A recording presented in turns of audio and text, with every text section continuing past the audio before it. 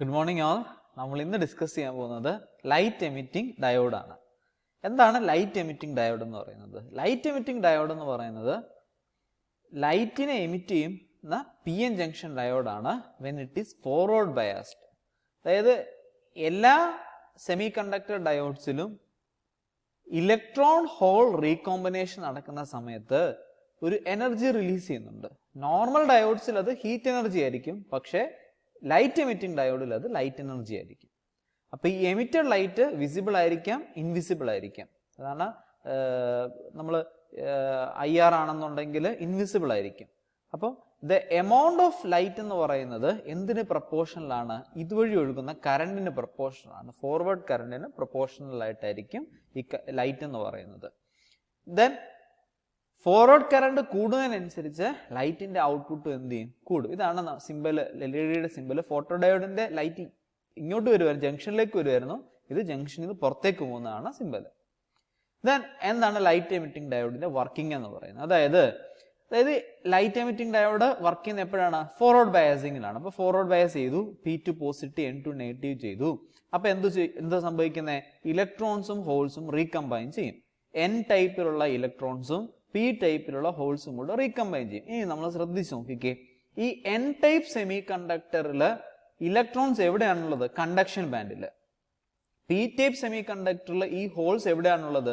വാലൻസ് ബാൻഡിൽ. അതായത് conduction ബാൻഡിലുള്ള electrons ആണ് എങ്ങോട്ട് ചെല്ലുന്നത്? വാലൻസ് ബാൻഡിലുള്ള ഹോൾസിലേക്ക് ചെല്ലുന്നത്. ഹയർ എനർജി ലെവൽ ഏതാണ്? കണ്ടക്ഷൻ ബാൻഡ് ആണോ വാലൻസ് ബാൻഡ് ആണോ? Conduction band. അതായത് കണ്ടക്ഷൻ ബാൻഡിൽ നിന്ന് വാലൻസ് ബാൻഡിലേക്കാണ് പോകുന്നത്. ഹയർ എനർജി ലെവലിൽ നിന്ന് ലോവർ എനർജി ലെവലിലേക്കാണ് പോകുന്നത്. നമുക്കറിയാം energy can neither be created nor B destroyed അല്ലേ? അപ്പൊ എന്താ സംഭവിക്കുന്നത്? ഹയർ എനർജി ലെവലിൽ നിന്ന് ലോവർ എനർജി ലെവലിലേക്ക് ഈ ഇലക്ട്രോൺസ് പോകുമ്പോൾ ഉടനെ, റീകമ്പൈൻ ചെയ്യാനായിട്ട് പോകുമ്പോൾ ഉടനെ എന്താണ് സംഭവിക്കുന്നത്?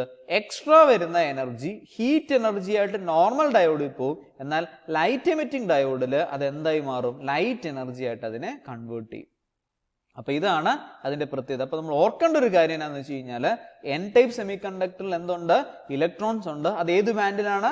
കണ്ടക്ഷൻ ബാൻഡിൽ. P ടൈപ്പ് സെമി കണ്ടക്ടറിൽ ഹോൾസ് ഉണ്ട്. അത് ഏത് ബാൻഡിലാണ്? വാലൻസ് ബാൻഡിൽ. അപ്പോൾ ഇവർ തമ്മിൽ റീകമ്പൈൻ ചെയ്യുമ്പോൾ കണ്ടക്ഷൻ ബാൻഡിൽ നിന്ന് വാലൻസ് ബാൻഡിലേക്കാണ് പോകുന്നത്. അപ്പൊ ഹയർ എനർജി ലെവലിൽ നിന്ന് ലോവർ എനർജി ലെവലിലേക്കാണ് പോകുന്നത്. അപ്പോൾ എക്സ്ട്രാ വരുന്ന എനർജിയാണ് ഈ ലൈറ്റ് എനർജി ആയിട്ട് കൺവേർട്ട് ചെയ്യുന്നത്. Okay. Then semi conductor use ചെയ്യുന്നത് നമ്മൾ gallium phosphide semi conductor compounds ആണ് നമ്മൾ യൂസ് ചെയ്യുന്നത്. Gallium phosphide, gallium arsenide phosphide ഒക്കെയാണ് യൂസ് ചെയ്യുന്നത്. നമ്മൾ ജെർമേനിയമോ സിലിക്കണോ യൂസ് ചെയ്ത് കഴിഞ്ഞാൽ ഹീറ്റ് എനർജി മാത്രമേ നമുക്ക് കിട്ടത്തുള്ളൂ. എന്നാൽ gallium phosphide, gallium arsenide phosphide ഒക്കെ ആണെങ്കിൽ that extra energy can be converted to light energy. Okay.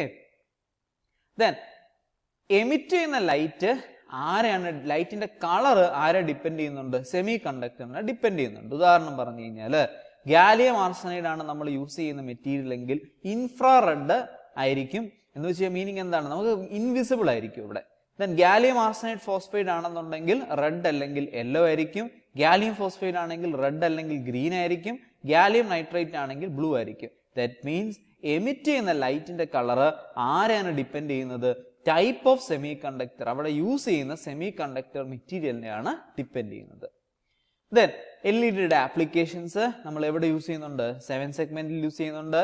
16 segment, dot 7 segment നമുക്ക് അറിയായിരിക്കും. നമ്മൾ കാൽക്കുലേറ്റേഴ്സിലൊക്കെ 4, 8, 7 സെഗ്മെന്റ്സ് ഇങ്ങനെ കാണും, വരകൾ. അവിടെ ഇങ്ങനെ ലൈറ്റ് ഓരോന്നും കത്തുകയാണ് ചെയ്യുന്നത്. അപ്പൊ 7 LEDs ആണ് അവിടെ യൂസ് ചെയ്യുന്നത്.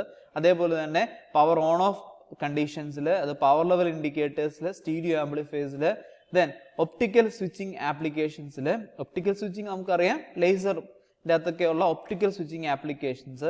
അതേപോലെ തന്നെ ഫൈബർ ഒപ്റ്റിക്കൽ കേബിളിൻ്റെ അകത്ത് LED എന്ത് ചെയ്യുന്നു? ലൈറ്റിനെ സെൻഡ് ചെയ്യാനായിട്ട് അല്ലെങ്കിൽ ഇൻഫർമേഷനെ സെൻഡ് ചെയ്യാനായിട്ട് ലൈറ്റ് യൂസ് ചെയ്യുന്നുണ്ട്. അതുപോലെ ബർഗ്ലർ അലാം സിസ്റ്റം, അതുപോലെ തന്നെ ട്രാഫിക് സിഗ്നൽസിലൊക്കെ LED യൂസ് ചെയ്യുന്നുണ്ട്. So thank you. Then we will discuss more about the transistors in the next session. So thank you. Stay happy. Bye.